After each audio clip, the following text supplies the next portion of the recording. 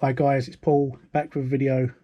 So apologies, it's been a while. I have recorded quite a few videos, and I did record this one previously, and I watched it back and I just wasn't quite happy with it because I forgot to include some bits, so I've re-recorded it, and hopefully this version I'm going to be a lot happier with.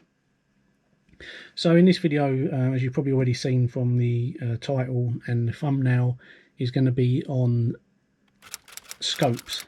Now, the reason I use scopes I'll make known in this video. Some people will benefit from it and other people will see it as a waste of time. But when you understand and you start to use a scope, you will then come to sort of acknowledge the benefits that a scope will bring you, and how quickly your picking, decoding, your lock identification soon speeds up, and you become far more proficient and more likely to start opening stuff non-destructively with ease. Now, it's always nice to have loads of things that complement each other, and as I said, the scope, when I bring it in, complements with a lot of things. It helps complements identifying lock failures, helps complement using your decoder, curtain picking, you know, identifying the locks, because you've only got a small little, well, more often than not, if fitted correctly, only a small little portion to look through. And obviously normally there's an escutcheon keyhole cover that covers the lock. But a lot of people don't fear Euros like they do Mortice, and that's typically because with a Euro cylinder you can typically see what you're dealing with, you know, and gives people the confidence because they can see what they need to see, and should all else fail and they choose to go down the route of a destructive method, everything that they need to do and to attack is within view. So people don't tend to fear these, even though they're typically harder to open than these. The fear with these comes from not being able to see anything, and that's what scares people. And because it scares them, they don't tend to spend the time investigating them. It's when they get to the door then they panic. But obviously Mortice lever locks typically interest me more than cylinders. I mean, obviously at the beginning cylinders did, kind of went through it, and then you soon realise that once you've picked one, typically they're all the same. It's just amending your picking style, your tension, and other bits and pieces within locks that manufacturers are installing now. And you can apply what you do with cylinders or lishy picking, and you can apply it to Mortice. But again, it's all about finding little bits and hints and information to give you the best opportunity to get these open, and that's what I find with a scope. Now, I hadn't really had any involvement with scopes up until probably about 4 or 5 years ago, where I bought this scope. I'd always intended to do it because I was getting calls for safes. Now, I don't do a huge amount of safe work, and I won't call myself a safe engineer. I'm a locksmith who takes on some safe jobs. Okay, now as you can see, this scope is probably a little bit too long. It's about 360mm long, this scope. Not really ideal for the domestic commercial market in terms of lock picking, but it's more beneficial to safes. But because I can use it on both, and I typically do, it wasn't a bad buy, this one. Now, this is made by a company or man, I don't actually know a great deal, Karl Storz. Okay, Hopkins, I'm assuming Mark II. So it's a well engineered tool. Now, these are typically used in the medical profession, in surgery, for like the keyhole surgery, etc. And obviously over the years they've been utilised for other professions and where they come in handy, and obviously locksmithing makes sense. The main things, again, I'm going to go over it probably a few times, you might get bored of hearing me say it, but the main things obviously we're going to be looking for is the 4mm in diameter, preferably. If you want to go bigger you can, but just be mindful that obviously you're going to have some restrictions on what locks potentially you can insert the tool into, and obviously the smaller you go, obviously you're going to have less trouble getting it into locks, but obviously it's going to be that little bit more fragile. But the main thing to be on the back of your mind as well is to ensure, you know, to get the right viewing angle that's going to be the most beneficial to you, and that's going to be the 70 degrees. So as you look at this, you can see the chamfer on the tool, and that's making that lens point up at a 70 degree angle. Okay, because if you were to look at 0 degrees, so just pointing straight out the tip of the tool, which is what this one is, okay, so as you can see, this one is chamfered, and then this one is just straight out the end.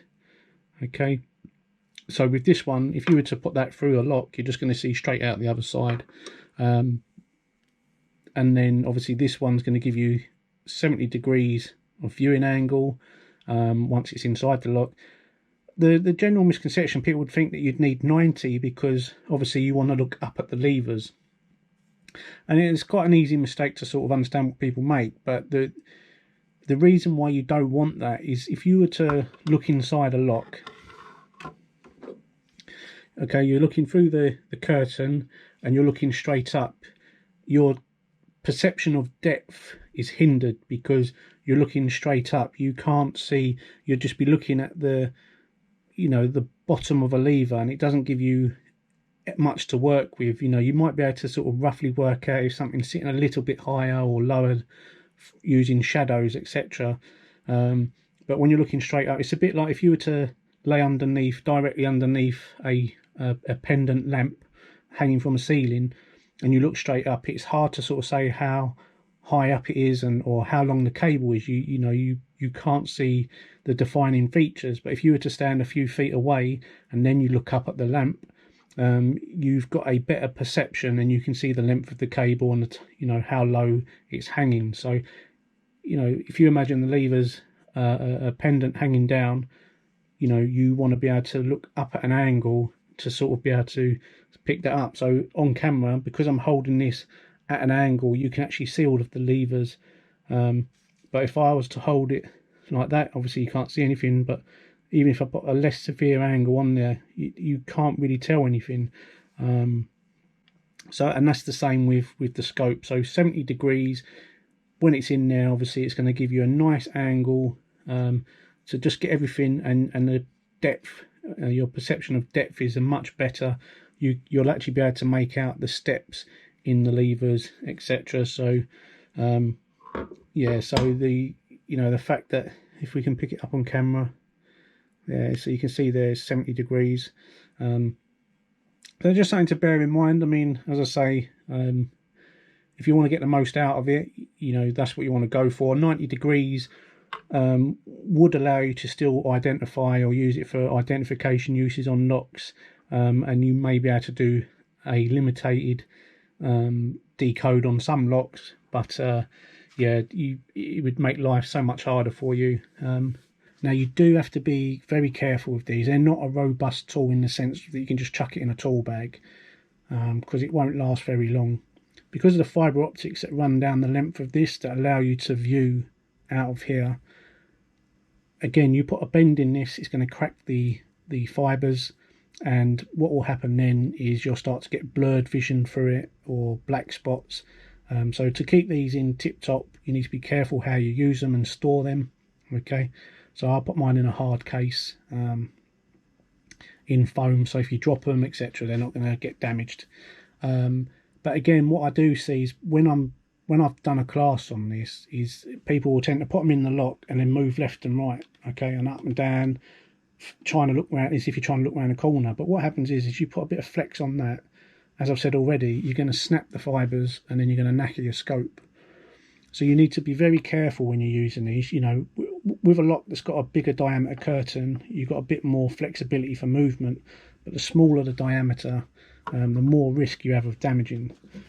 So for those of you that are joining that not necessarily sure of all the terminology that I'm using, I'll give a quick breakdown. So those that already know, obviously it's, you know, I'm just doing this for the purpose of the new viewers or people that are sort of thinking about entering the market. The curtain is this silver C-shaped barrel that you can see in there. Okay, so this is where the key would go in, and when you turn the key, would either lock or unlock the lock. Okay, but it's got a portion missing which allows the blade of the key to pass through. But when you look into this, that barrel is a shield which stops you from looking inside the lock. The only part that you can is obviously where that slot is. So if we manually turn that, that will allow us to be able to look as far as in that direction to there, and then obviously to the back of the lock. It'll allow us to visually see into the back and up. Okay, so hopefully that helps people. And then obviously the cap, which is the lock cover, which is already on here. That is what that is for those further in the video when I get in. So yeah, so it's quite a universal tool, but it's not something that you... I think a lot of people don't buy them because they say, well, I'm going to buy it and I'm not going to earn money from it. And to a degree, yes, that's correct. You know, it's not something that you will buy and then you're going to earn from it. It's something that gives you value to your business and your locksmithing and makes your life a lot easier. Therefore, speeds up your picking and makes you more proficient, which in the long run will help you make more money, etc. But you know, it's different if you buy a lock and you fit it and you get a portion of money back that is profit. People tend to don't mind buying stuff like that. But when it comes to tools that are investments, and that is what that is, it's an investment, people tend to be a bit more scared to spend. Now, this is something hopefully by the end of the video you'll decide is going to be something that is beneficial to you.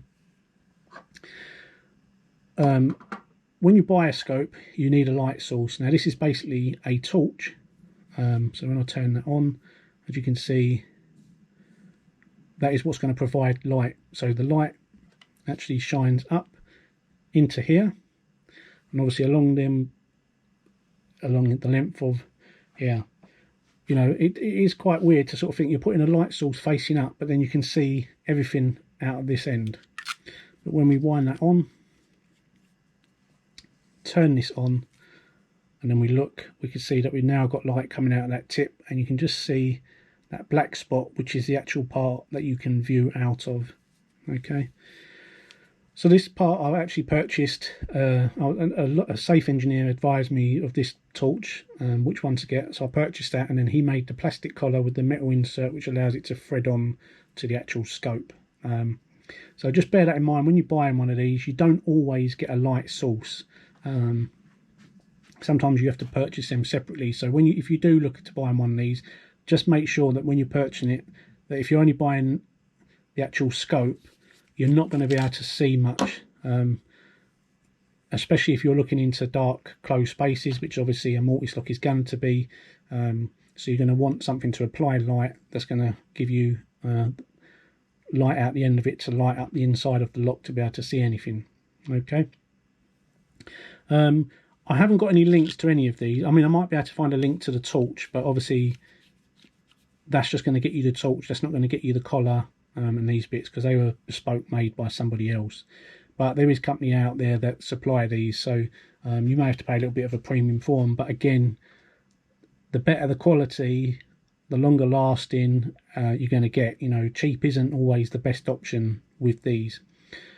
Now, with this being a lot longer, as I've already stated at the beginning, it's more suited to safes, but I do use this in the domestic and commercial avenues. But ideally you could do with one that's only about 6 inches long, because the depth of a door and into a lock isn't going to be any more than that typically. So this is a bit over the top, but because I don't just use it for the commercial domestic market, I actually use it in safes. It's obviously got an added benefit. So just bear that in mind, that you don't need to have a long scope, but due to the amounts that are available, which isn't a great deal, so you do have to keep a lookout. Sometimes you'll have no option but to buy the longer ones. But as I said, as long as you look after them, you know, they're a massive help. So typically with a Mortice lock, the weather gets to them, corrodes the lock up. You can't always see what you need to see to be able to identify what you're dealing with, and you're not going to be able to see the bolt typically.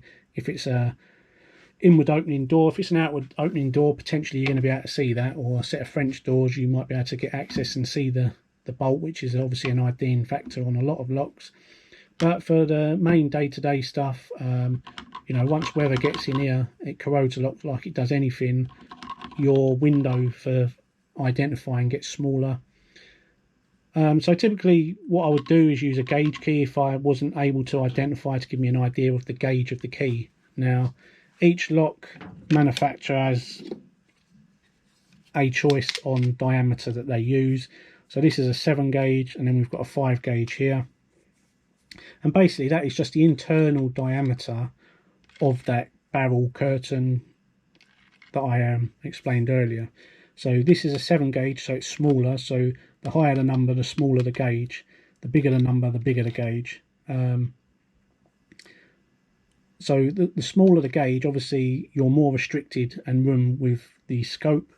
And obviously the bigger, that gives you a little bit more of leeway in the lock. So if you're not able to visually identify the gauge, I mean, between a 5 and a 7 is quite easy, but obviously when you're trying to identify between a 5 or a 5.5, that half a gauge is quite hard to gauge with your eye. So gauge keys, and obviously each lock has hard plate in different setups. So let's get a couple here. Okay, so these two particular locks, both red, but once they've been weathered and everything, could look very much the same. But with this one, the hard plate has got an opening at the bottom and it goes all the way around the lock, typically around the keyway, whereas this one is above the keyway. Yes, it's got these two dimples, but when it's weathered you might not necessarily notice them, believe it or not. So if you wasn't able to identify these by looking inside, that would be a massive help. Or if you didn't know what colour, as you can see, this one was typically in a door, and you can see where the paint had worn. Now if that's all the way around, which more often than not it is, you don't really have much of a clue of what the colour of the lock was or is.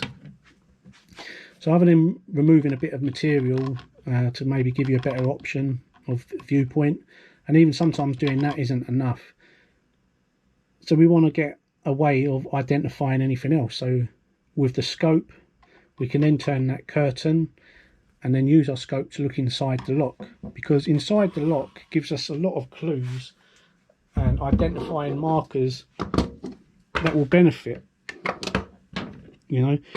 I mean, these are all pretty much different locks, apart from, I can take these out now. Okay, so we've got quite a varied selection of typical locks that you're going to come across in the UK. These two are the same, but this is just because I've taken the cap off to give a viewpoint inside. You know, that's just a small selection of what possibilities you could have in a door. And as you can see, they're all varying in colours, but again, when they're in a door, you're not going to see everything. But what you will notice is typically on the inside of all of these locks, you can kind of see the colour. Now this one is silver or white inside more than it is red, but there's red elements that you can point out in that lock that will allow you to be able to identify the colour, the true colour of that lock anyway. But as you can see, we've got a multitude of different colour bolts, different colour levers. Curtains are slightly different, the internal colours of the locks are different. We've got different vantage points when you look in each of these locks. So by utilising them by the aid of a scope, this is going to give you a much better idea of what you're dealing with. Because the fear comes from, with Mortice locks, people don't know what they're dealing with. That's where the fear is. Once they know what they're dealing with, that fear kind of disappears, because you then got methods or other avenues that you can go down and able to open these. And once you've identified a lock, that fear kind of disappears. So this is where this is going to give you a lot more confidence, experience and knowledge once you put the time and effort in. Of course, you know, it's not a magic wand you put in a lock and that's it. You know, once you get good with it, yes, it, you know, it's almost as good as a wand, because it gives you a whole host of information. Now let's take this lock for example. Now this is an era Viscount, not British standard, but still a lot of doors fitted with these as their main door lock. I used to come across these a lot in London.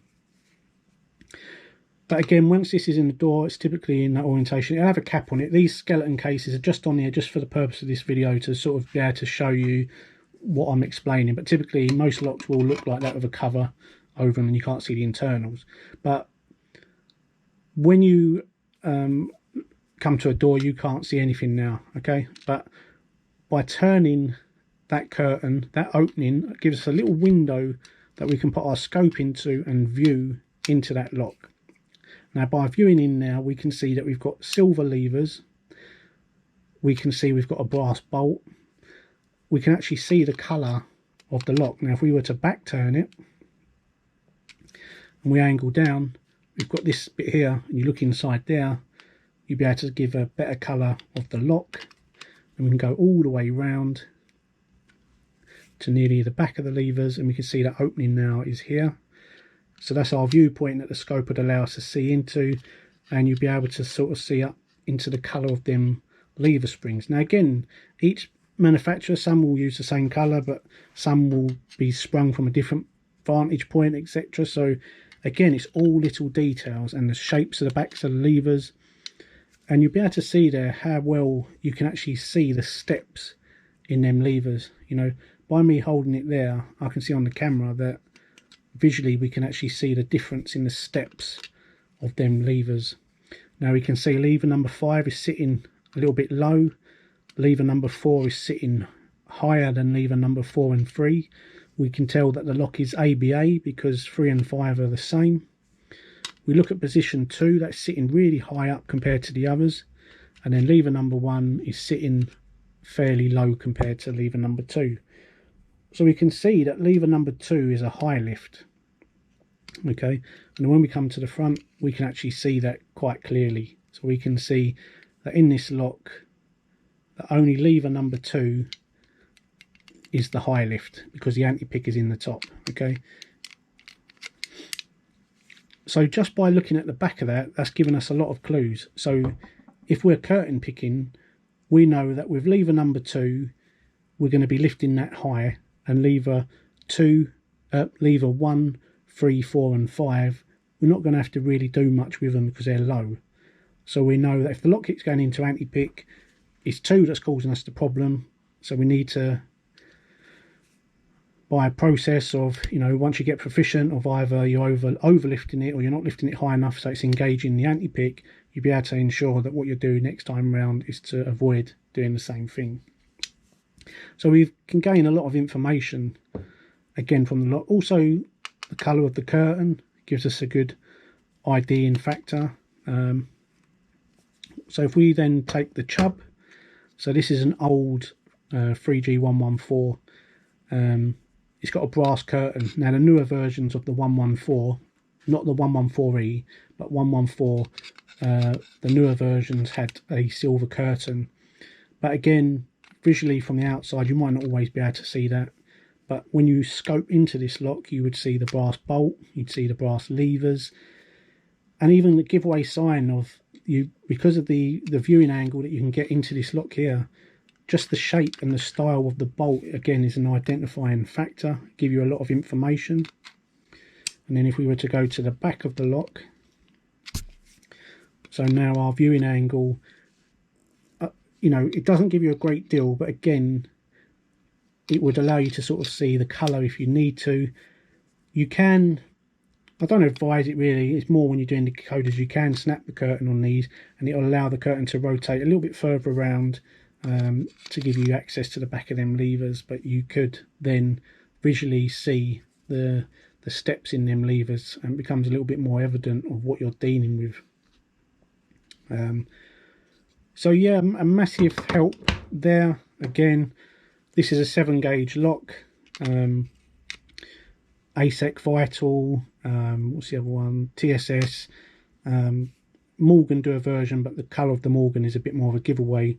But with these, a common fault is the talon snapping, and again when you're looking in the lock you would see if that's fault. If the curtain keeps spinning, you'd be able to go in there, make sure that the talon hasn't dropped down and blocked anything.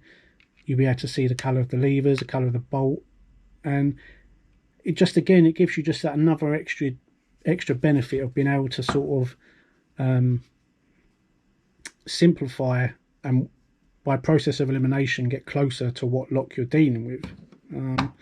And again, the lever heights, again, you can make a you know, if you can't, even still, if you can't identify it in your curtain picker, you've got all of the information that you need there to work out.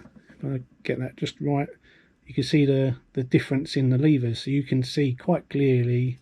Let me shine a light down there, might make it a bit easier.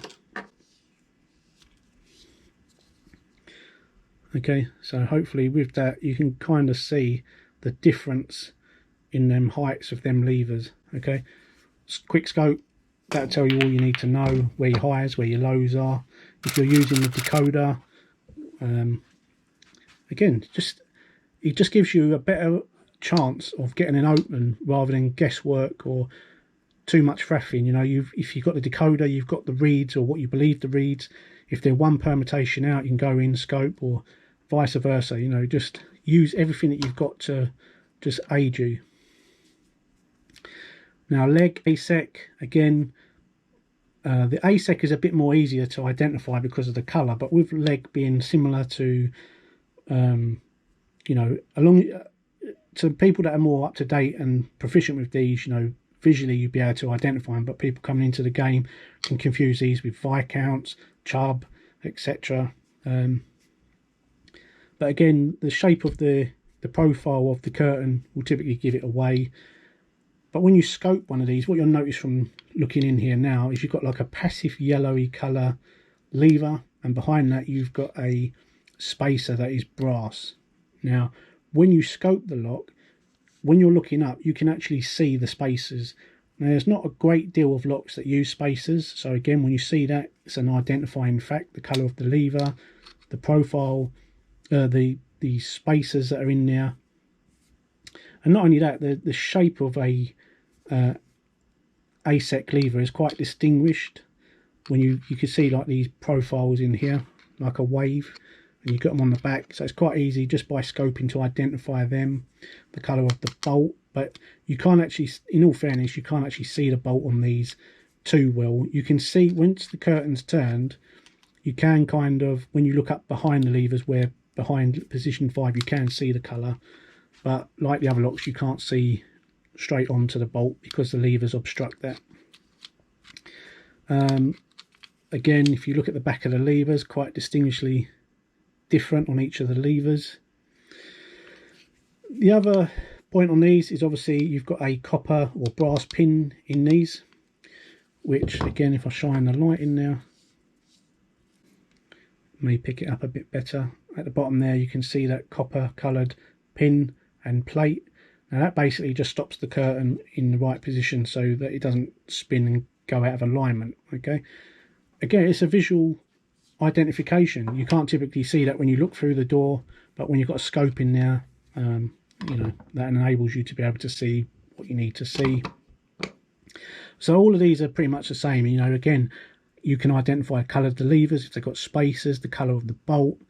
And the good thing with, like, say, a Fortress, okay, now if we were to obviously have the cover on the top, but you turn that to that position, so this is the cover that's in the door, we turn that to that position, okay. When we look through there, the bolt's silver, but those of you that are aware with an era Fortress, they've got these laminated bolts, okay. Now when you scope a lock and you look in, now you can see that lamination on them bolts. Now there's not a lot of manufacturers that do that at all. There is some companies that make copies or variations that look similar to this in different colours, and their bolts are laminated, but they're all laminated in the same colour, whereas this is distinguished by black and silver. So again, if you're not sure if it was a Fortress, you know, it's red, you can't be 100% sure, just by looking up there will clarify it. And the levers as well, and the colour of the bolt. But if we turn this round so that we was looking at the back of the lock, okay, so we now got the opening here, we shine up to the back. On this one, again, you can quite clearly see the 5 levers. So we've got 3 at the bottom, they're all the same height. Lever number 2, you can see is a bit of a difference between lever 1 in kind of the angle, and that's why 70 degrees is important, because if we was just looking straight up, visually it'd be harder to do that because our depth of vision is taken away from us. Whereas at 75, you're looking up at an angle, so you're kind of, you know, you imagine you're going up at an angle, so you can actually see side on the levers that are sitting lower than the higher ones. So we'd be able to sort of say that this lock is running, you know, 3 low levers, 3 high and 2 low. No, getting myself around the wrong way, but you get what I'm saying. So you've got a visual identification with that of where your highs and lows are. Again, for curtain picking, makes your life easier. Decoder makes your life easier, and you can clarify then with your decoder that, you know, that you're one step ahead. You've scoped the lock, you've gone in there, and you're expecting position 3, 4 and 5 to be the same, and you know that positions 1 and 2 are typically only going to be one position out because of how close they are. Now if the gap was a bit bigger, you could say 2 spaces. You could visually go in there and identify if it's 1, 2 or 3 heights difference. So some locks, if you get very proficient and you're willing to spend the time, you can decode some locks, not all of them, because some of the levers are a bit hard to identify an exact lever.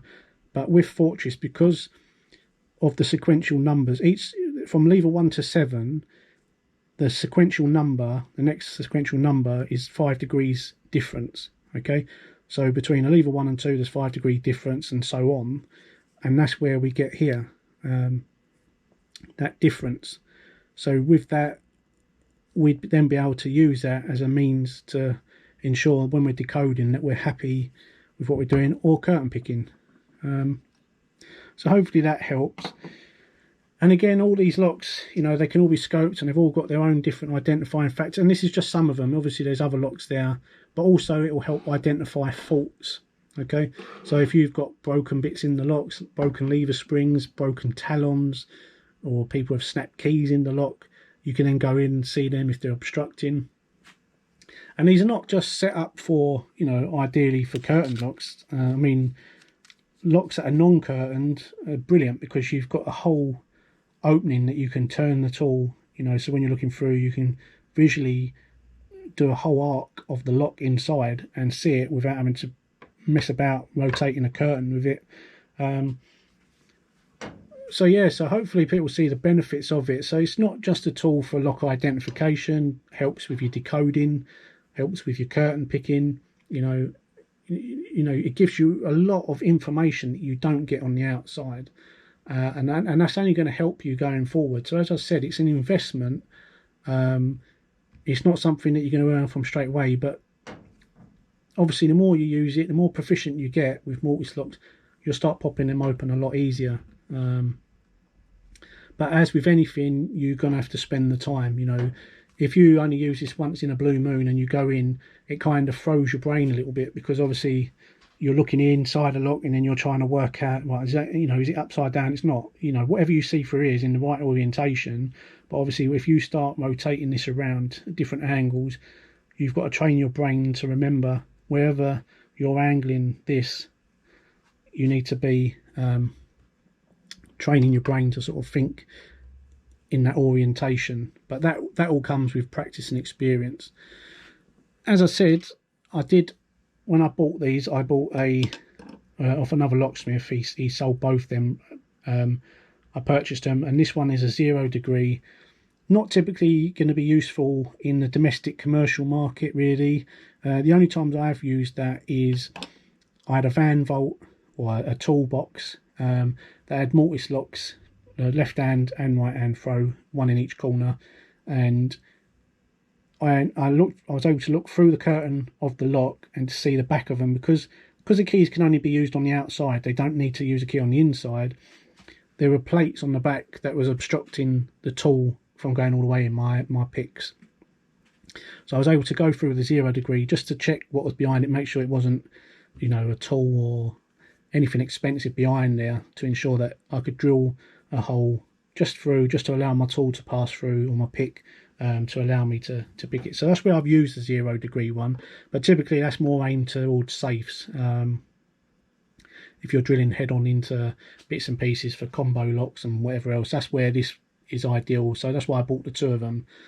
But this one obviously is ideal. So just to reiterate, if you're looking for these, it's 4mm in diameter ideally you're looking for. You can go 5mm, but you're going to struggle with your 7 gauge locks and smaller. You really want 70 degrees. Don't buy 90 or 0, because that's going to be of no real help to you. It will help you obviously look inside the lock and give you an idea and everything of what's in there, but if you're thinking of going to be using it for helping towards decoding, etc., then 70 degrees is really what you're going to be looking for. I will put information in the video in the description. I'll put some bits in there. I won't be able to link anything unless the torch is still available, but as I said, even if you buy the torch, it's going to be no good, because you're going to still need that collar and the metal collar too. So I thought I'd just do this video just to sort of clarify that a scope isn't just a one-dimensional tool.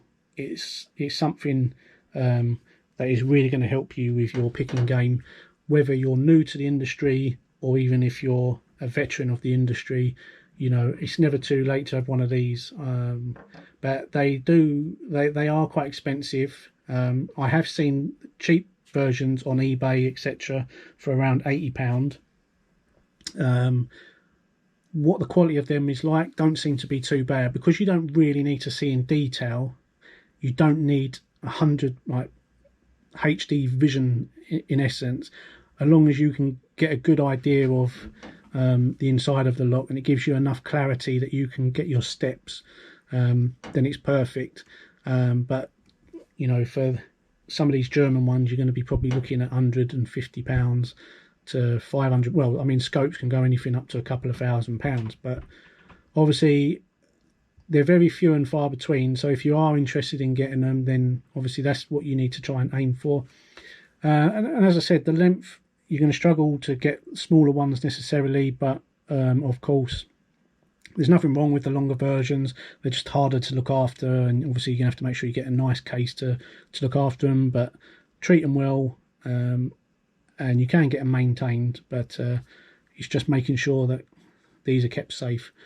So hopefully that's been of use to you guys. As I say, I've got some more videos coming up.